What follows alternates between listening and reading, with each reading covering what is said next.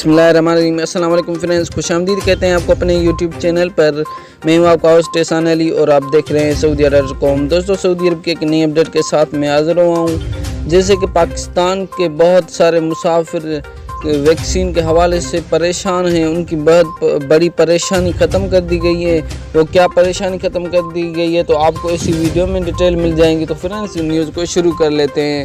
Friends, news शुरू करने से पहले अगर आप मेरे यूट्यूब चैनल पर नए प्यारे दोस्त हैं तो चैनल को सब्सक्राइब करने के साथ साथ बेल के आइकन पर प्रेस लाजिम करें ताकि ऐसी न्यूज़ अपडेट से आगाह रहें। तो फ्रेंड्स, पाकिस्तान के वज़ीर आज़म इमरान खान ने हुक्म किया है कि जो भी गैर मुल्की सऊदी अरब जाना चाहते हैं या दूसरे ममालिक जाना चाहते हैं, उनको फाइज़र वैक्सीन सिर्फ उन्हीं को लगाई जाएगी, क्योंकि फाइज़र वैक्सीन की अभी सिर्फ 1 लाख खुराकें ही हैं पाकिस्तान के पास, लेकिन 9 लाख खुराकें आने वाली हैं, जो कि ये 1 लाख खुराकें हैं ये सिर्फ सफ़र करने वालों को लगाई जाएगी।